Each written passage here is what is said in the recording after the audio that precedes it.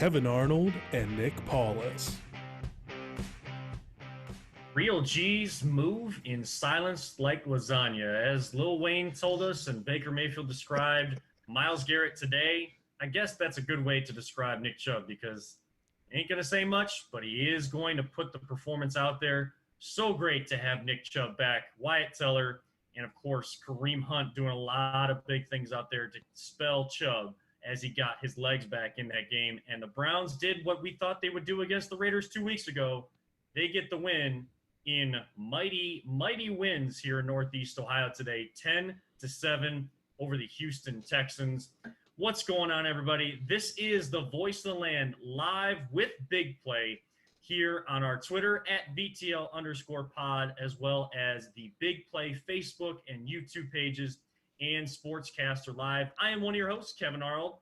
Alongside me, as always, my brother Nick Paulus, and our producer extraordinaire, who also may be a G who moves in silence like lasagna behind the proverbial glass, Peter Tella. We are partnered with Web Streaming Studio by LPV. And, of course, you can always find the podcast on replay on all major podcast platforms like Google, Spotify, and Apple. Our live episodes, Voice of Land, is sponsored this season by DP Construction LLC. Reach out to them at 330-217-4999 for all your concrete construction needs, or find them on Facebook at DP Construction LLC. Look at all the beautiful pictures of all the concrete work they have done.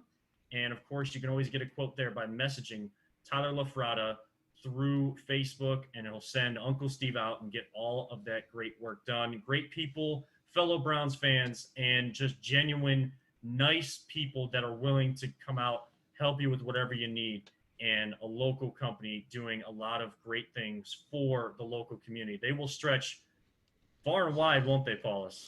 Oh yeah, absolutely. They go to town. Wherever you need to be at in Northeast Ohio, Uncle Steve will travel. Uncle Steve will get there, and he will give you a great estimate. Once again, check out all of their stuff on Facebook. The pictures, they speak for themselves. So absolutely go check it out. Great prices, great people, great service. And again, should be their tagline, by the way. Yeah, there you go. Cut that up for Tyler and send that. I will. I'm gonna have to now. Honestly, he should be like hearing it himself right now. He should be watching live, right? Like, you should be getting a text right now sure. saying, like, I'm gonna use that. Like, don't you worry. Yeah, I'm sure I will. I'm sure I will. In the midst of keeping track of the comments on Twitter, there, see if Tyler messages you there in a minute. But of course, you can reach out to them again by phone at 330-217-4999, or find them, as we said, on Facebook at DP Construction LLC.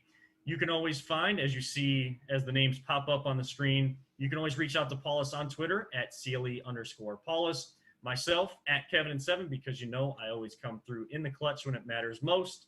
And LPV Productions on all major social media platforms. Hey, and you can always hit the like button on Facebook for us, Voice of the Land, or VTL_pod on Instagram. Follow us there. And we always have a bunch of different content going on. We try to get some content on our YouTube page as well, at Voice of the Land Podcast. Subscribe there. Subscribe to Big Play Live. And we have started from one small studio at Ohio Media School and have stretched to many different platforms. And now you get to see our face live every single week, usually at 7.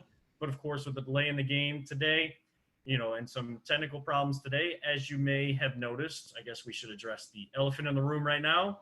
I got a nice background today, but that's because I am in pre-quarantine, I guess you would call it.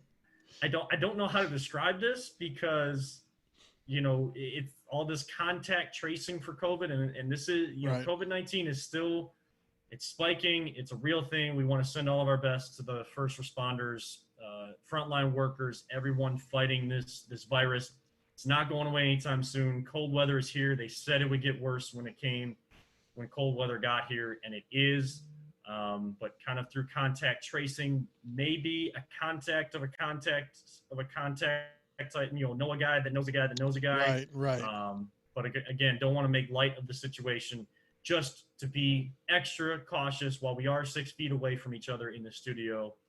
Not wearing the mask, of course, for the betterment of the microphones and the sound for all of you out there. And for the safety of you guys and all your families, just following as many protocols, whether it's necessary or not.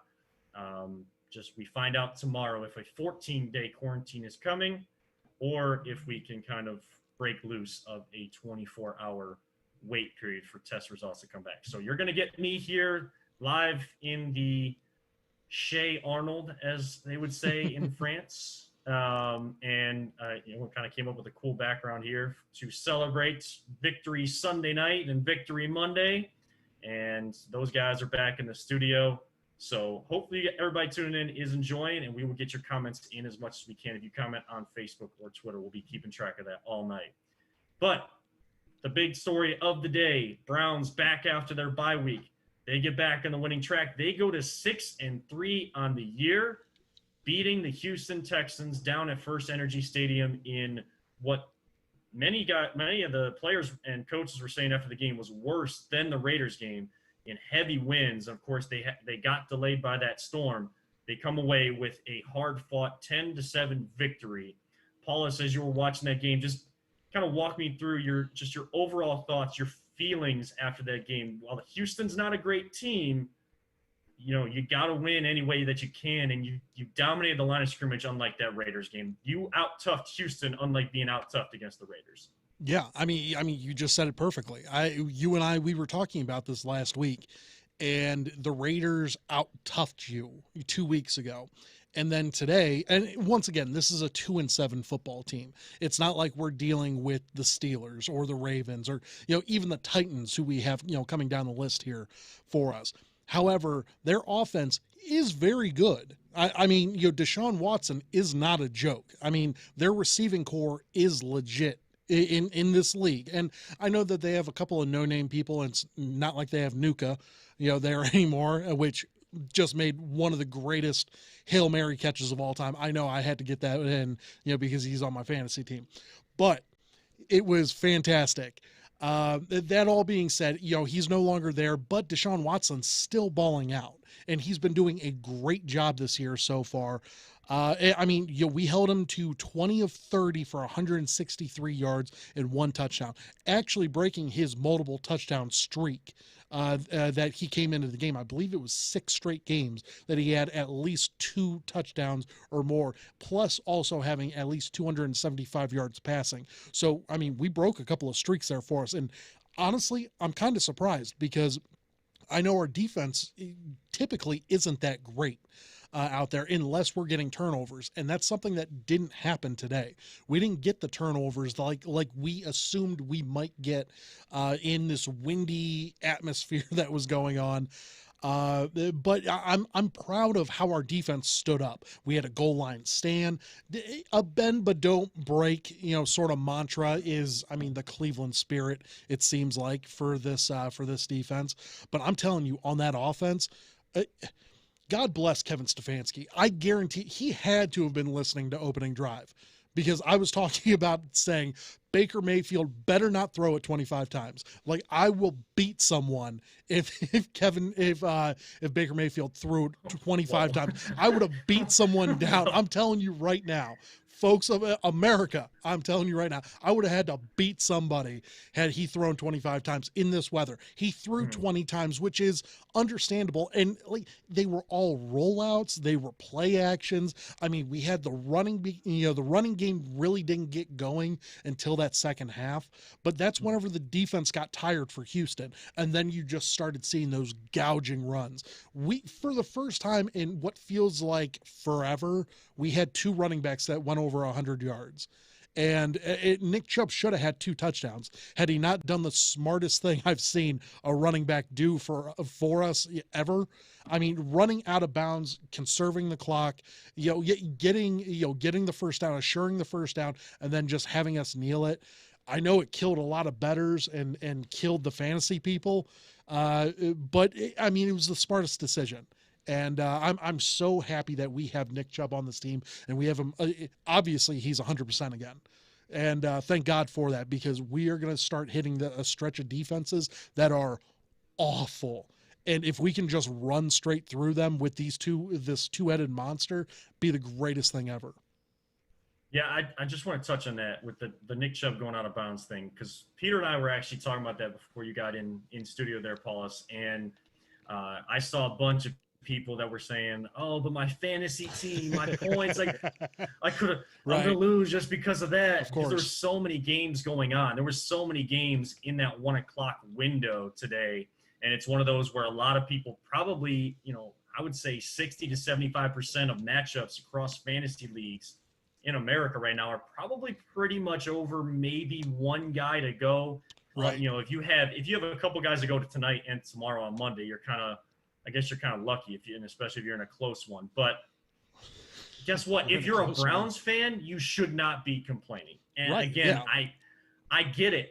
Trust me, I don't look at my fantasy scores until Sunday night, kind of 80% of the way through the Sunday night game, and if there's anything on Monday night that may push me over the edge, or I might be leading, and so the guy I'm going against, guy or girl I'm going against, they have a chance to beat me.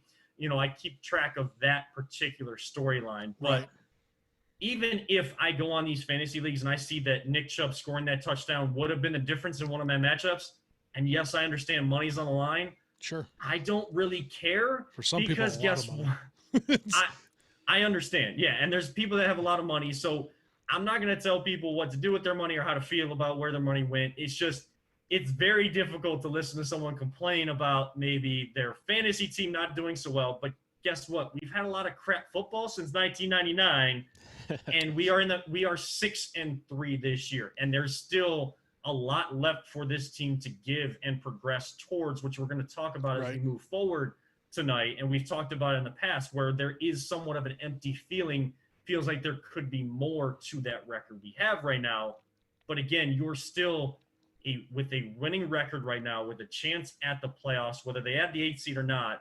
You have 7 spots, and you have a chance to solidify yourself into that playoff chase in the second half of the season. And you started the second half the right way, getting a win with so much room to improve after this one. And yes, the weather played a role in this game today, but you have to find a way to win. When things aren't working and there's other factors that you can't control, you have to control what you got to control. Cliche as it may be, and I know some people hate cliches, you have to do that and find a way to win the game. As Al Davis used to say, just win, baby. Right. Just win. And it is very difficult to win this league, but it's also very difficult to go 0-16. And we've seen both ends of the spectrum. We'd rather be on this end of the spectrum than where we were just 3 years ago. Yep, 100%. I mean, just think about how far we've come.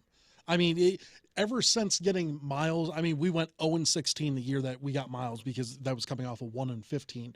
But after 1-31, getting Baker, getting Denzel, getting Nick Chubb, trading for Wyatt Teller, all of these moves. I mean, there were a billion moves that have happened over the last 2 years there for us. The biggest move out of everything that we've done so far is getting Kevin Stefanski. Getting a guy that knows Cleveland football. And I'm talking Cleveland old school football. Run the rock.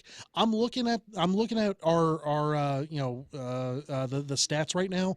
Baker went 12 of 20, 132 yards. I mean, 50-mile-per-hour wins. Once again, don't go throwing, but he had a couple of really good throws in clutch situations. He missed a couple too. But once again, nobody's perfect. Okay. And Deshaun missed a few too. Oh, Deshaun missed. He missed actually quite a few. Yeah, and he's a guy that people thought that, like, of course, we felt like we passed on him. You had a chance at 12 because he was sitting right there. Like, that was part of that quarterback conversation when you hadn't found the guy. Now we have a guy that we are still working on. Sure. Jury's still out on whether he is the franchise quarterback or not, but trending in that direction. But that was a conversation in the past, and a guy that can chuck it. And you saw the effect of the win for both guys today. Like, it's not just one that's struggling. And I think there was kind of a focus on that during the broadcast of like presenting it as Baker struggling and Deshaun Watson just Well, Deshaun, just missing a guy, or is like, sure. oh, like that's just like a one-off. But there were several instances for both guys, so it's got to be an equal conversation, and that's what we try to that's what make sure people realize. Right, that's what we try and bring here on this podcast show. Yeah. You know, I mean, that's what we try and do. We try and deal, you know, with reality.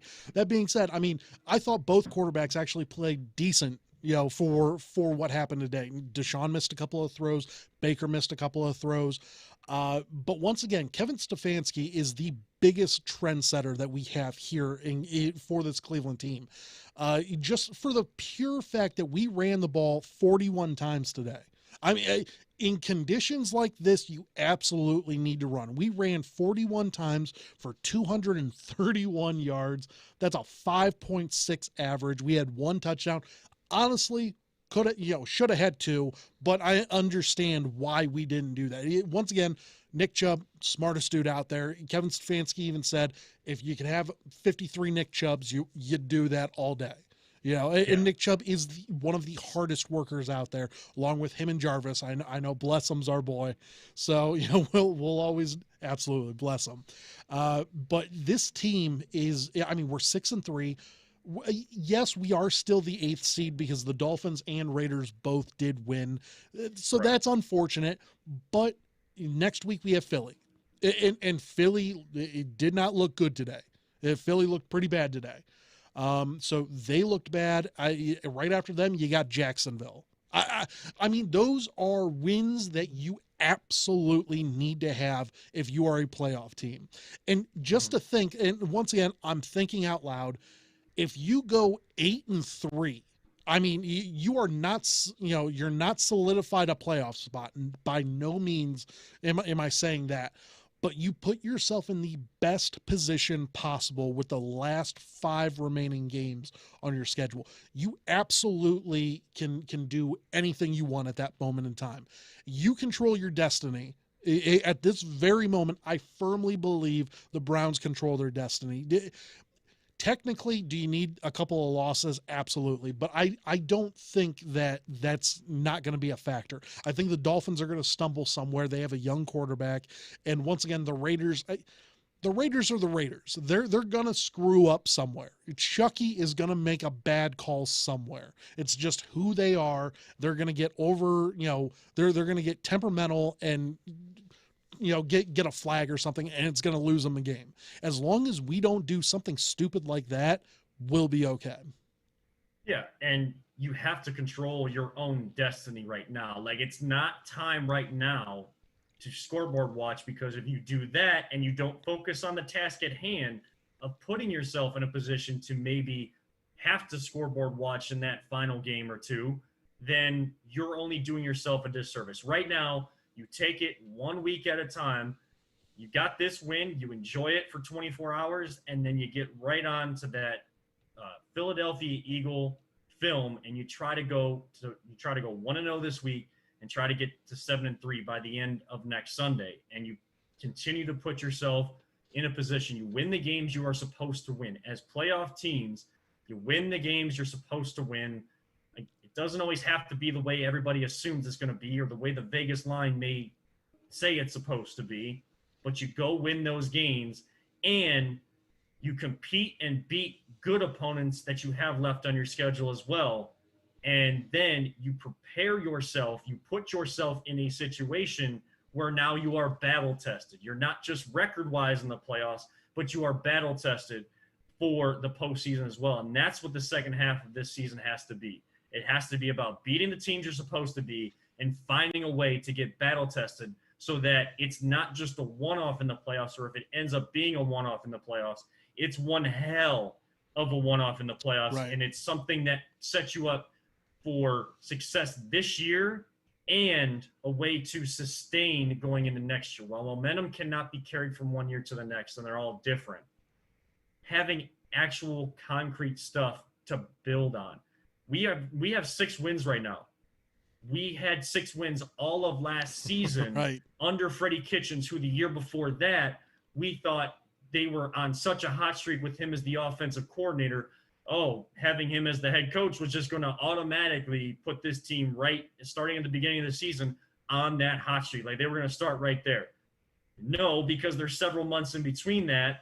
Reality of the situation is, reality check is, you can only rely on the habits you built one year to the next, the culture you built one year to the next, not exactly on the results or any momentum from last game of one year to first game of the next year. So it's about the habits and the culture that this team builds, and becoming battle tested the rest of the way is what's going to determine how successful and sustained success this organization can finally build in this football town. Now, Peter, watching that game today, what were your thoughts? And the running game kind of getting itself going again wasn't pretty, but they get the win. It wasn't pretty, but given the weather conditions, I think it was good to see them continue to run the ball. Yep. It was a little frustrating, I think, a couple times when Chubb came in, because he didn't seem to be hitting the holes. The holes didn't really seem to be there for him. He kind of looked like he was dancing a little bit. Yeah. Like, just a little tiny bit. But find his legs a little ginger on that knee. Maybe yeah. knocking the rust off. But the thing is, with him and Hunt, you can keep popping those guys back and forth, and the fact that they kept with the run, I think they said Hunt was averaging almost 5 yards a carry. Yeah. Which is yes, which is it sure beats the old days of 3 yards in a cloud of dust. It's like you put it in there, it's like 3 downs and it's 3 yards and it's 4th and 1 and you punt. Right. So it was great that breakout that he had there at the that last play. Nick Chubb, yeah. Like Kevin and I said before you got here, Nick, we were talking about that, and as soon as he stopped, like I totally get why he did it, and I said to Jacob, I said, man, there's a lot of people yelling at their TV right now if Chubb is on their team, so for fantasy. What's funny is, I'm cutting up the highlights for Nick Chubb, and he's like so whole hum. He even said, he was like, had I not scored the first one, I probably would have ran that one in. And so and he chuckled after that, and you're like, oh wow, that's funny. You ask Kareem Hunt, and like, if you know who these guys are, Kareem is much more of a boisterous sort of voice of the locker room sort of guy. Flamboyant, yeah. He's very flamboyant. And then you have Nick Chubb, who is literally Batman. He doesn't say a word to anybody. He just goes in, does his job, and kicks ass doing it.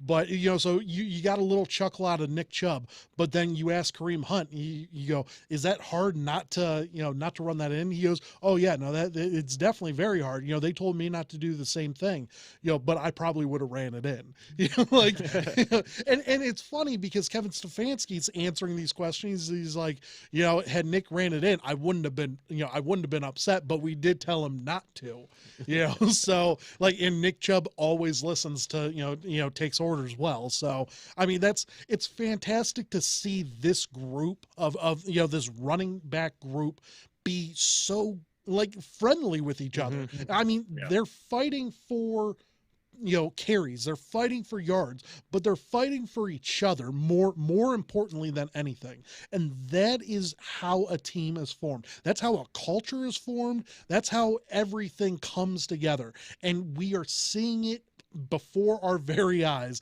the culture starting to shift and change. The fact that we are 6-3, once again, none of us saw that coming. No. Like, we all thought maybe this team could win 10 games, maybe 9-7, 10, but not start off 6-3 with the remaining schedule that we have left. No one saw that coming. So I am so happy and thankful that these guys are just, they're loving each other, and they're playing for each other because they're brothers, and they are kicking so much ass.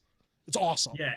Yeah, and we thought, like you said, Paulus, we thought like the 10 wins could come from the second half of the year and the opponents they have, and maybe starting off a little rougher. But like going into those games now, going into this run that you have, second or third easiest schedule in the NFL. Yeah, finishing things third, out. I believe. Yeah, third. But going into that 6-3, you really have an opportunity to make a run at this, and you also have an opportunity in that to make that run to continue to build this culture and solidify the culture, as I just said, for sustained success. And something that's unique that you guys were just bringing up that goes into that is the different dynamic of characteristics that these guys bring. These guys are getting to be themselves, but they are still taking on the identity of the coach, the mantra, the philosophy of what the coaching staff is trying to preach, but they are finding a way to do that and using the best tools that these athletes, these players bring to the field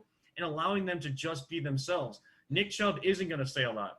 Kareem Hunt is, but both of them are going to be selfless, and especially Nick Chubb. And I mean, right. I was, kind of tweeting stuff about Nick Chubb after the game. I was getting some text myself from a couple friends who know of Nick Chubb or have had like fellow friends meet or their children meet Nick Chubb, and he has, kind of provided tickets to him and given back because he is for the greater good and not for his own stats. Like, I would love to see him go into the end zone there, because it's like we saw it a couple years ago that Derrick Henry took over on the last day, the rushing lead, and ended up running for like 200 yards. He in order to beat Chubb by like 20 yards. Yeah, and I'm not saying like that extra yard there for a touchdown or that one touchdown is going to be like, oh, he's going to lose maybe a touchdown title or a rushing title by 1 yard. He's already been out a few games. What I'm saying is it's those types of moments that, in the future, he's going to do the same thing. He's not going to change that unless it's absolutely necessary for the team to go score that touchdown to kind of solidify. If it was a one-score game that kind of extends it more into a one-score game, then he probably goes in. But he looks over the scoreboard. He heard his coach say no mas, as the code word was. I love that. And he goes out of bounds. And yes, the clock stops, but it's under a minute to go. There's no timeouts. And honestly, the reason why there's no timeouts is because that 4th and 4 that the team had earlier in the game, where the team comes out, looks like I don't know if they were going to go for it at all. I thought they were coming out for a hard count. They've been using that hard count a lot recently, and especially in today's game. Then Texans are forced to call their second timeout. They only have one left. They call it as you're running it down their throat. And there's just, all you got to do is snap it twice. Best formation in football is the victory formation at the end of the game. And you go on to win, because you're up 10-7, and that goes down as a win for you, and you put yourself in a better position going forward. Paulus, I got to ask you, though, because we mentioned Baker's stats, and it wasn't really a game to throw the ball around the yard today, especially. But he's 12 of 20, 132 yards. Mm-hmm. Baker love meter, where are we at on November 15th, 2020? November 15th, 2020. I'm going to go, I will give 1 out of 10. I'm going to give him a solid 7 for this performance, because once again, I thought it was an average performance. He didn't go above and beyond. He didn't do anything like spectacular, stellar. He had a couple of really good throws. I'm not going to discount him on that. But then he had a couple of misses. Like, there was a pass to Kareem that Kareem could have got some major, yardage out of that. And he just first down. Yeah, at least the first down. And he threw it behind him. Now, the wind may have taken it. I don't know. But I do know that the wind was swirling there pretty hard, right around there. I'm going to give him a 7 because he didn't win us the game, and he definitely didn't lose us the game. At no point in time was I like, okay, if Baker throws it here, I'm terrified. Nothing like that. I knew Stefanski was going to come out running the ball, especially that last drive. I even tweeted it. I was like, Baker's going to need to come up with a play. He ended up not having to, because the running back. To you on that one. I did see that. Or just give it to Hunt and Chubb. Yeah, it was like, absolutely. And once again, made the right call. But they were stacking 10 in the box a lot of times, and we were just running right towards that. Now, once again, they did have the worst rush defense in the league, so that happens. Like you're gonna gouge them for a lot of yards after a while. But I really thought Baker was going to need to make a play. He didn't, but at the same time, he didn't lose us the game. I'll give him a 7, just to say he was average out there. I do expect us, because depending on how the weather looks, next week, whether, I can't remember, are we in Philly or are we, no, we're actually at home. We're at home. Yeah, that's a home game, and they go on the road. And they have us as 3.5 point favorites. So, I mean, that's the home favorite there for us, is the natural 3 points that they give you. So we're a half a point better than the Eagles is what they're saying. And if that's the case, like, I expect Baker to go out there and do his play actions, do really well. I loved what I saw from Higgins. Now, Higgins didn't have the great, he whiffed on a block earlier in the game, and that really pissed me off. Actually, I was pretty upset about that.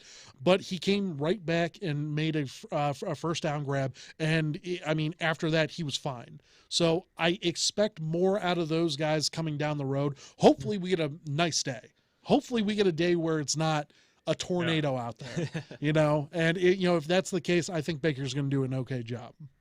Yeah, usually when I get on Twitter, whether it's during the game or after, I mean, sometimes I'll just let everybody know, like, if you follow me on Twitter at Kevin7, I know that a lot of people will live tweet games.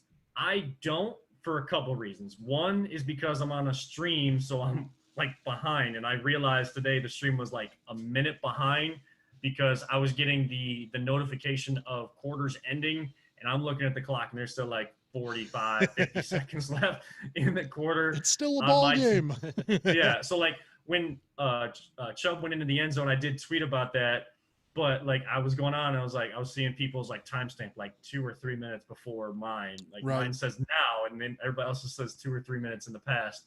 But the other reason is more so because while there are moments in football games, and you can have a game that 1 or 2 plays defines the difference in that football game, like I try not to live tweet because I haven't seen the whole picture yet, and I need to see the whole picture. Like, that's why I love coming on here now on Sunday nights, because we don't just come on like right after the game. We come on a few hours later so we can digest a little bit. We can look at it. So if there's something that still angers us, like you just said, Paulus, with Higgins block, like that still stands out in your mind, we bring that, and we are passionate about that. But also we can also bring reality to it. Like, what really happened? Why did that play have this kind of impact versus another play and its impact in the final result of the game? At the end of the day, you got to win. But how you get there and what caused you to get there, or what maybe prevented you from having not so great of a day out there, those are the things we're going to talk about. We're going to break down here. It's tough to do that in a game because it's like, if I don't like a play, but then 2 plays later, it's really great. Sometimes that roller coaster of emotion, especially when you're in quarantine, it's hard to deal with. So, I tried the live tweeting today. We'll see if I go forward with that. I did see some tweets though, Paul. So I wanted to ask you as we kind of wind down the conversation here, because it's a 10-7 game that not a lot happened. There's a lot of running. It's a lot of physicality out there. A lot happened. A lot happened. It just wasn't like little on the scoreboard. Right. Yeah. So, like, I was seeing tweets after the game, and I know that you're kind of in you're at ESPN Cleveland Studios for their post-game show and stuff, because that's a local one. And I'm seeing people tweet at them. I didn't listen today, but I see people tweeting at them, Hammer and Emmett, like, why are people so angry? Like, did the Browns win today or not? Like, people were wondering. It sounded like maybe some callers weren't so happy today. Like, what was the vibe in the city that you were getting from fans? A lot of people think that the Browns, ever since they went and started scoring 30 points a game, that they should have just run rumshot over everyone. This game should have been out of place, out of sight, out of mind. They shouldn't have, won this game by only 3 points. A lot of people are like that, and I don't get that, because a win is a win is a win is a win. And that's all that matters. And as long as nobody got injured, and it seems like we came out of this game pretty healthy, getting everyone back, that's all I wanted. I just wanted to have some semblance of normalcy back here.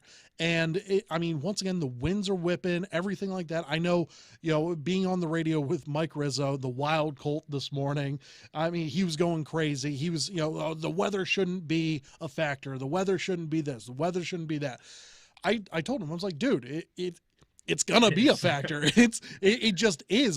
Good luck trying to throw against this 50-mile-per-hour wind, or try kicking into it, which, by the way, I know I give a lot of crap to kickers, and my motto, the Paulus mantra, is never trust a kicker.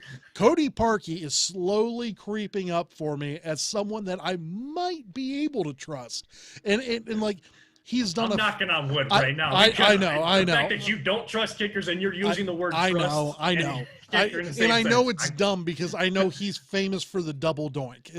I get it. But like everything that he's done since he's been here has been solid. I mean, has he missed one or two? Yeah, that happens. You know, once again, nobody's perfect. But I am liking what I'm seeing from Cody Parkey. I loved everything about what I saw from this running attack. Wyatt Teller was a beast again. You know, thank God we got him back. I mean, as long as our offensive line is stable, I think that you can put, you out there, Kevin. I think you might be able to run for 100 out there. Maybe not so much me. There you go, guns out. Cleveland strong. There you go. Yeah. Got that GBR work shirt working tonight. There you go. Now, I don't personally think I could run for 100. I'm a little bigger, maybe 25 yards, maybe 25. Okay. But that being said, like I loved everything about what I'm seeing from this offense. I know a lot of people have issues that we're not scoring 30 points a game again. I get that, but we are starting to hit these winter months where you're going to see scoring around the NFL start dipping down a little bit, and we just have to have that mindset that it doesn't freaking matter, Cleveland. As long as you win, that's all that matters. And we got to start rooting for the Raiders and Dolphins to start falling off, because we have a lot of things that if you want to make the playoffs, you got to hope for a little bit, just a little bit that they fall off to the wayside. Because I think we're going to start winning a lot of these games here coming up. I mean, we got a lot of winnable games. That Tennessee game, maybe strike me down. I don't know. Doesn't seem so bad anymore. That Tennessee team doesn't seem so badass like they were last year, and then for most of this year heading up to it. Once they lost to Cincinnati, I was like, come on. Let's be serious. That defense is nowhere near as good as what they once were. So I have a good feeling about that game as well. If you win that game and then you win the other games that you're supposed to win, not including the possible Baltimore on Monday night game, which once again, I think is a winnable game. They're losing a lot of people on that offensive line.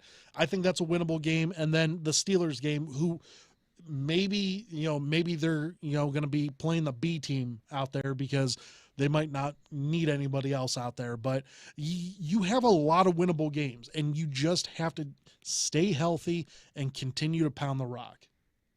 You have to continue to pound the rock. I saw a lot of people also talking about, I kind of just to finish this all out, I want everybody's kind of quick take on this. People now saying what we should have a dome or a retractable roof on the stadium, but we don't.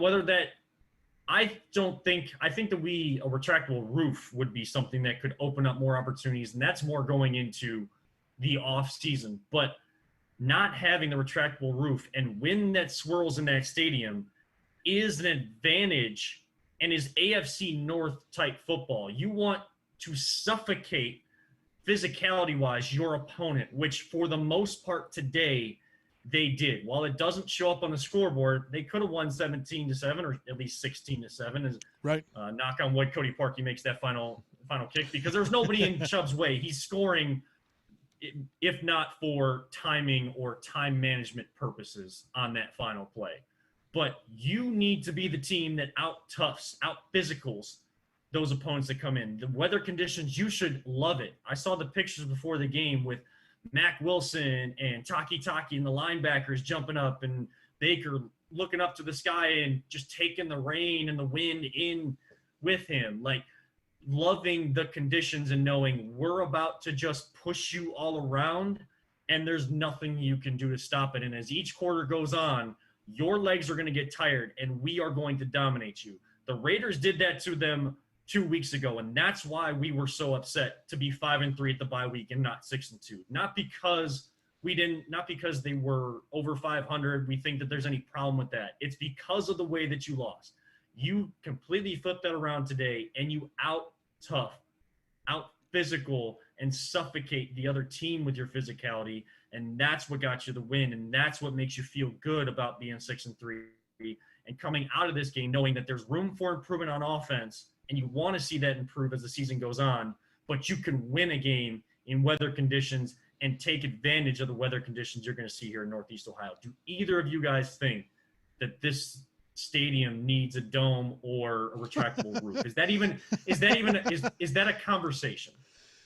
Peter, I'm going to let you go first on this one. I was, for Smash Mouth Browns football, I'm fine without a roof. I thought you were just going to say Smash Mouth. Well, no, start well, no. If I wanted to see Smash Mouth in a concert, I'd prefer a roof. Right. I mean, so as a football fan, the weather conditions, it's part of the game.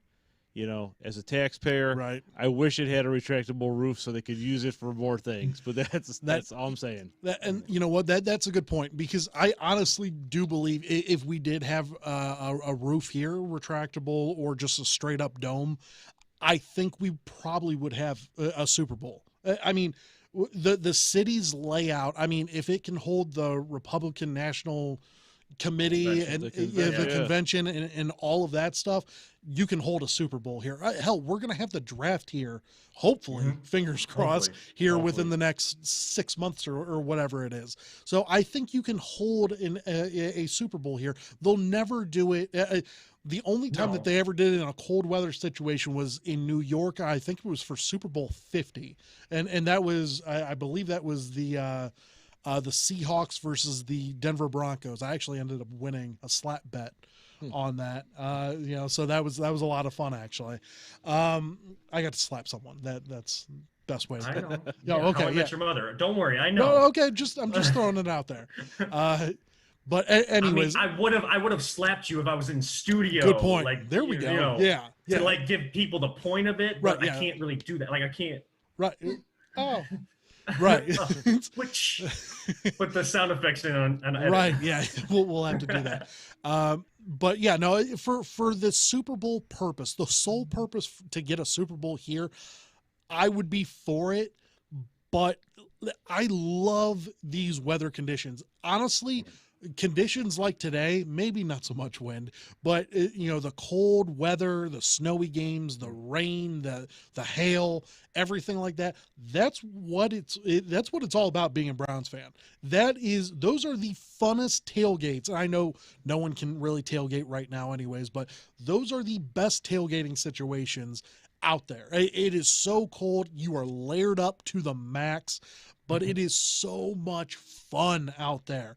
And so I would hate to see us lose that sort of toughness about our team getting a dome on top of there. But like I said, if you can get me a Super Bowl here, if you guarantee me a Super Bowl here, I'd probably be for it. Give me a Super Bowl and WrestleMania. Well, and I'm in on it. Like, well, and that you'd get that. You get a WrestleMania. You'd probably get like a national, like a Final Four. I mean, everything would be at your disposal here in Cleveland. It would be awesome. Yeah, I mean, you just look at how many times like NCAA comes here to the Q, and then also wrestling. While not many people maybe that watch us are WWE fans or pro wrestling fans, I am, and I know how big that is here and how big of crowds they get at pay-per-views and just house shows when they're able to travel around the country like they're not able to do right now. I know how big that is in this area and how big WrestleMania is worldwide and how many people from the world, not just around the country, but around the world come in for those things to say that they got to be a part of WrestleMania. I mean, it's those things that you miss. But yeah, I don't want to lose the advantage of the toughness being Cleveland strong. And speaking of t-shirts, by the way, as we kind of, close this out, I don't know if you guys heard Dick Stockton, and I know Dick Stockton and Matt Millen are great at what they do. They're today they struggle a little bit. There were some names they botched a little bit. One that I think I want to propose to any t-shirt company out there, like Dave. We want to thank Dave from Big Play as well for getting us on here and bringing us into the Big Play family. He just messaged us and let us know that they're doing a plug for one of the local t-shirts least your local t-shirt companies. Wow, words can be hard, but oh so fun. But where I'm from, they're doing a plug this week, and he's kind of talking about that and sending us a message about them. Which they But have to any of fantastic shirts. I've Yeah. looked at them. They are awesome. We got some great t-shirt companies here. Absolutely. But I'm just giving you guys an idea. You guys can take this if you want. Dick Stockton called Stefanski. And the first thing I thought about was Stefanski in the Fonz get-up doing the A, and you'd like write it out as Stefan, like you better STE, trademark that right now. Like call hey, it. It's my Call it's it. my- Call trademark. I'm not good at clip art. I'm not good at editing. I can't do the picture myself. So somebody that makes that T-shirt, please give me the credit. I just gave you the idea right there. Hey, I'm telling you, clip this week. That's gotta be one of them. Right Absolutely. Here, right here, so that everybody knows I was the first one on it. Unless someone already said it, then I'm sorry. I took your idea. Well. I swear I didn't. We I can steal their ideas. They can't steal ours. Like that's how this works. Yeah. There's no two-way street here. That's right. So, That's right. It's a one-way street.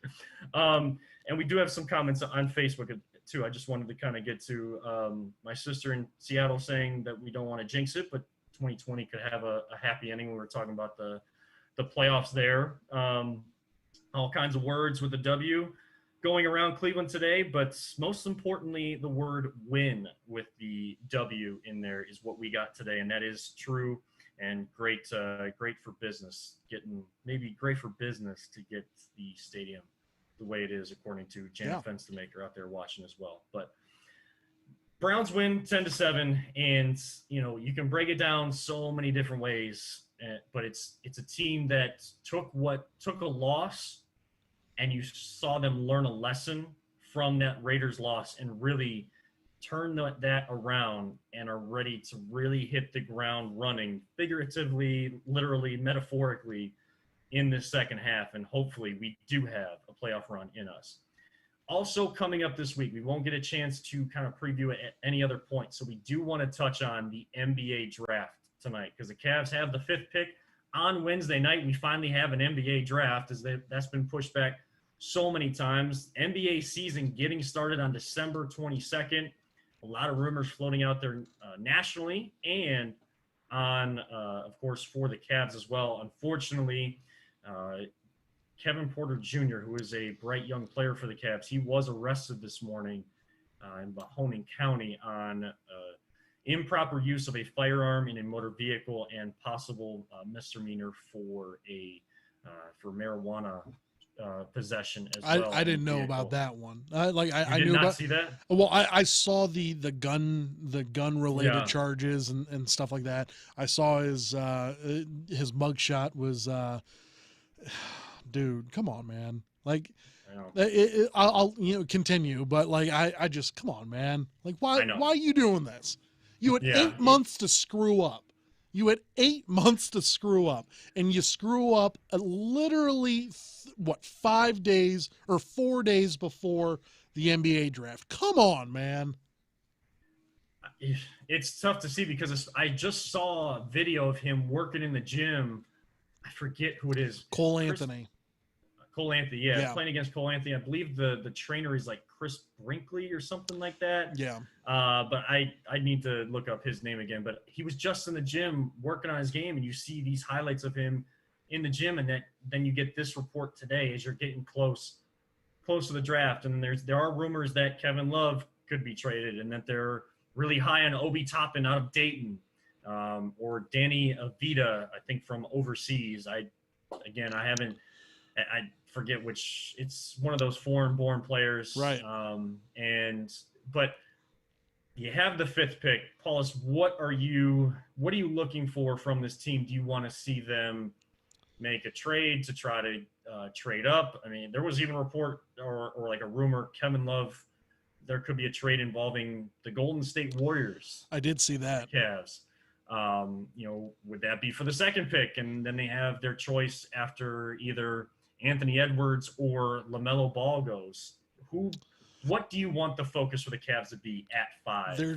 If that player's available. There's no way you can get that 2nd pick. I am firm believer that the Golden State Warriors will not trade. Like, they might end up trading that pick. Okay, is what I'm saying, but not for Kevin Love. I mean, you're going to have to give them something. You're going to have to give them Kevin Love, the 5, and then something else in order to get even a sniff at number 2. And even if you get number 2, I don't, what's the difference between 2 and 5 in this draft? What's the difference? I don't know. I'm asking you, America. Like, I would like to know, because I think Obi Toppin, I think you can get him at 5. And like, I liked his game at Dayton. I thought he did well at Dayton. I know he doesn't play a lick of defense, but who does in the NBA? Now you need a scorer. You need somebody that can go out there and dominate a game offensively. And I think that that's something that he's able to do. Now, if you did bring him in and you lose Kevin Love, I mean, Kevin Love doesn't play defense either. I mean, the only time he's ever played defense was on Steph, in the finals. So that being said, it's not like you're losing or you're getting worse defensively. You're probably going to stay the same. You might get a little bit better offensively, but you're still such a young team. I'd like to see them try and keep, oh my God, what's the, I would love to see them try and keep like Tristan. I love Tristan.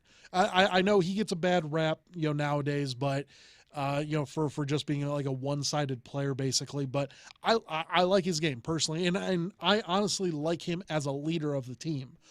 But I mean, there's, him, Andre Drummond. I mean, you're only going to have him for one more year, because he's definitely not going to re-sign for, you're not going to sign him to, a $20 million deal after he picks up his player option, which I think he's going to do if he hasn't already done it. He was at the Browns game today, though, by the way. Was he? Yeah. I didn't tweeted out a picture from a suite, I think. Nice. I didn't know that, but yeah, no, I mean, that's great. I love Andre Drummond too, but once again, I don't see him in the, in the cards 2 years down the road. No. I need someone here that's going to be a playmaker. You got to go out there and you got to prove it. If Obi Toppin's the dude, go get Obi Toppin. If you want the overseas kid, if you're going to tell me that dude ends up like Luka, like, sign me up. Obviously, I mean, and it's the easiest thing in the world to say. Oh, if he's Luka Doncic, sign me up.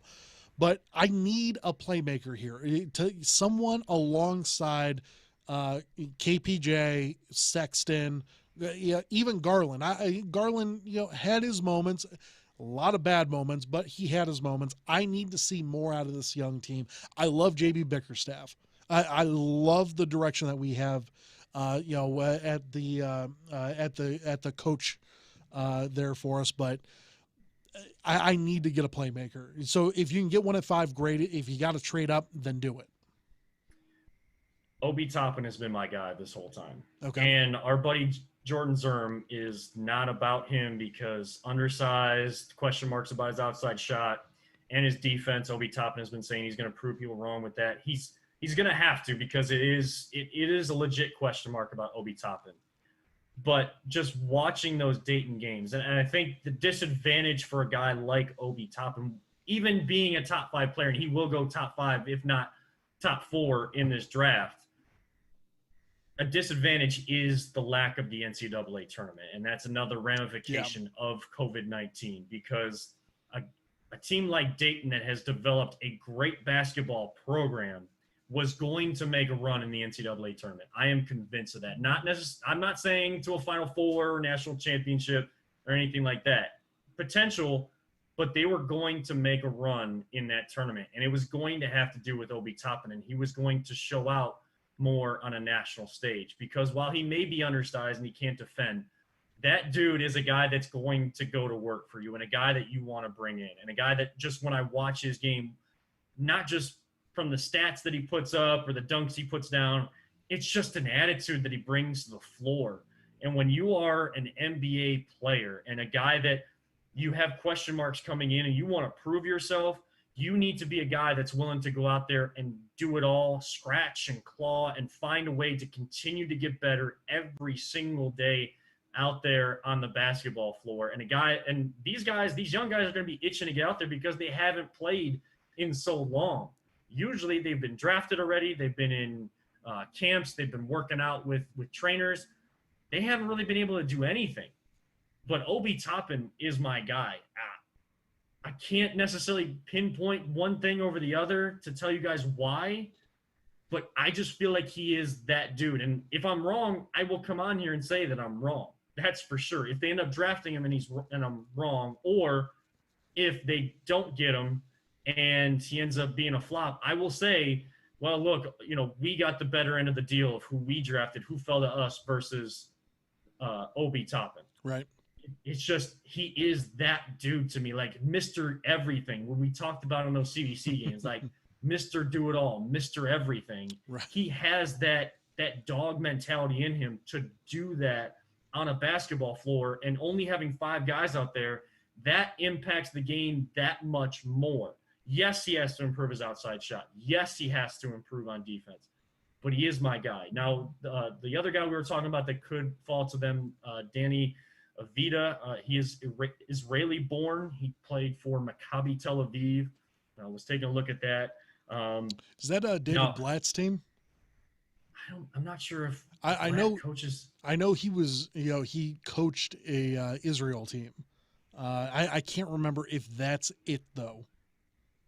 I thought so, but I don't know if he. I know he coaches back overseas because that's where he's had most of his success. Right. But he was, he just couldn't get along with LeBron. But and LeBron you trust in that regard anyway. Right. So, yeah. No, I mean, come on. We ended up winning a title without David Blatt. So I mean, I think it was the right call. Yeah. But yeah, I'd have to look that up about Maccabi Tel Aviv. It's Obi Toppin. I mean, we also have people there. Actually, more comments coming in more so as we started to talk about the Cavs. Nicole Arnold saying that there have been rumors about Love being traded for several years now. Sure. Yes, I just feel like at some point that the marriage is going to split. The Cavs and Kevin Love are going to split. It's not necessarily going to be the rest of his career.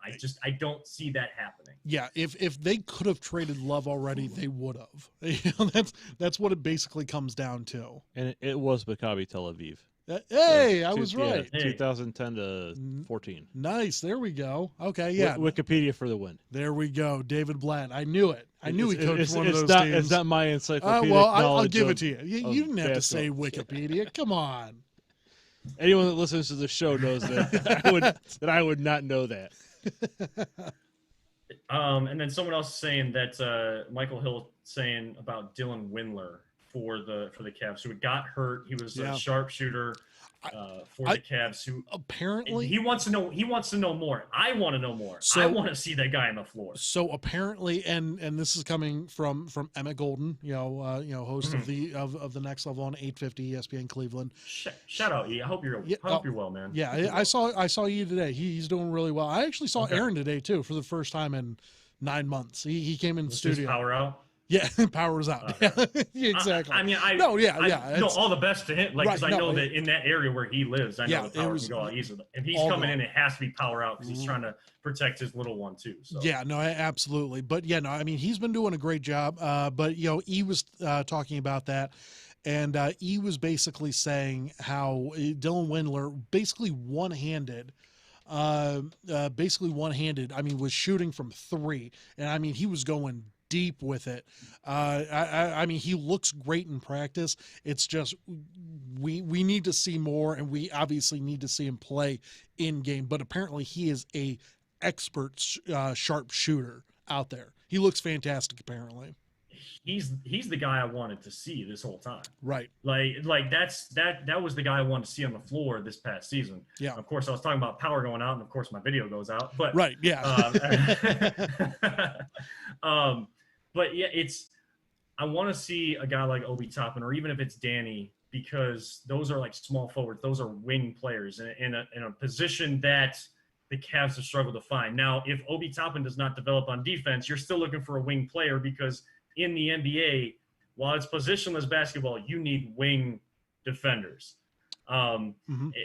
It's going to be another developmental year for the Cavs, but I love that they're gonna give this a go. Starting the 22nd, you're getting started right around Christmas time. I'm sure there'll be Christmas Day games. I'm probably part of like maybe a 5% or less minority on this, but I enjoy Christmas Day basketball games more so than football on Thanksgiving. While I love Thanksgiving, the holiday and getting to eat, and I love watching football that day, I love basketball on Christmas more so than football on Thanksgiving. And I will take all the heat, all the mentions at Kelvin and Seven. I will take all the hats on Twitter for that.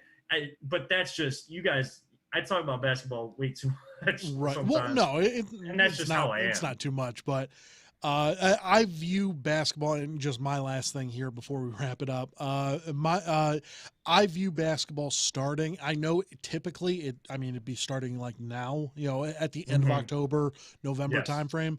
But I really view the NBA season starting, that time frame anyways, that Christmas time frame, because the NFL is still going on and everything like that. I prefer football on Thanksgiving because it's always Detroit and the Cowboys, and they're typically awful, so like I can just sit there, eat and pass out and like really not miss anything. But the NFL for about a decade now has been doing their a third game, and it's usually like on NFL Network or on Fox or or Amazon sometimes. And those games are typically really good. So like I'm always a fan of watching those games. The basketball games on Christmas though, great for background noise. Unfortunately for me, every time that I go over to like my grandma's, which is where we watch, a lot of things, they always have that. I hate A Christmas Story.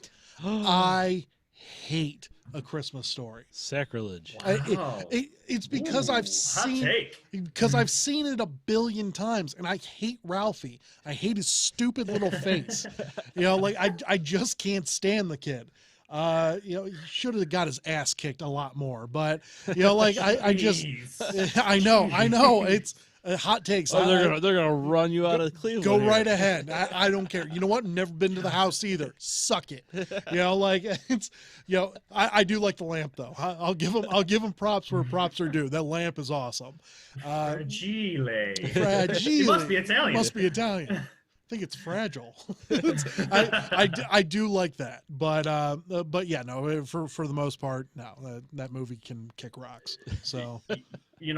We're getting out of time here. So, we went way over last week, so we do need to cut things off this week. But I think, and I'm not like decorate for Christmas guy right now or holiday, like we're watching the movies yet.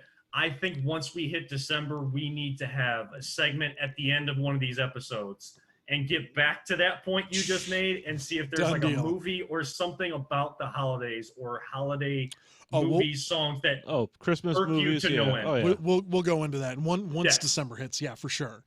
Not a moment sooner though. Not a moment sooner. No. So it's the show after Thanksgiving, not before. That's right. Next week we'll have a little Thanksgiving preview. Well, actually the show after Thanksgiving is the 29th. So we'll see. Maybe we'll start it a little early. Maybe, but as long as it's after Thanksgiving, that's all that matters. I will say our Christmas tree will be up by then. My wife puts it up. Will it be up? Friday after Thanksgiving is when that's fine. We put it up. Totally all for it. Personally, for me, like my birthday, if you guys want to get me a present, is December 1st. So it's coming up. My December 1st. Don't do anything for Paulus. Avoid all contact. Blu-ray of the Christmas Story. That's right. There we go. But no, I've always said once December hits, go for it. Like if you want to start putting up stuff December 1st, that's okay. I got someone on my street, and once again we're running out of time, but I got someone on my street that has the Clark Griswold house going on. They have everything to the max. They are on like a nuclear plan right now. That ticker's just running right now. So but yeah, it's pretty funny. It'll be running all day long December 1st in this apartment as long as I'm off work. What's that? Christmas Vacation. Speaking of Clark Christmas Griswold. Vacation, sure. Yeah, we'll get into all of this for sure. Yeah. So little tease for down the road. Before we go, my girlfriend Jana helped us out a little bit. So all you t-shirt companies, I don't know if you can see this. I know it's not going to come through. It's not going to come through very well. I don't know how well it's going to come through, but here here's the edit for you. I know we got the background going on. I'm going to tweet it out. So follow me at Kevin7. I'm going to tweet this picture out. So any t-shirt company out there that wants to make the Stefanski shirt, I love it. We got the edit for you. So we're putting in the work. And I just saw credit. the picture. It's the best Did you see thing. it? It's the best thing in the world. Absolutely. Yeah. Yeah. Yeah, for sure. Yeah. Well, I'm actually retweeting it right now. So. All right. Yeah. So I'm going to go retweet that once we get out of here. I want to thank everybody that did tune in on Big Play Live, Facebook or YouTube tonight, or Sportscaster Live, or at our Twitter. Of course, you can always reach out to us, have sports conversations at BTL_pod. Throughout the week, we will post clips from the show, keep retweeting the show, so you'll be able to catch everything on replay. Anything you may have missed, you came in late, it'll be right there. As soon as we end, it'll always be right there for you to catch the entire show or special clips for you. But that is going to wrap it up this week for this edition of The Voice of Land, a Big Play production. For my brother, Nick Paulus, and our producer extraordinaire, Peter Tellep, I'm reminding all of you sports fans out there, don't let anyone ever tell you it's just a game. And as much as Iron Man may have came out as a Pittsburgh Steelers fan, we still truly love Marvel, and we love you all 3,000. We will see you all next week.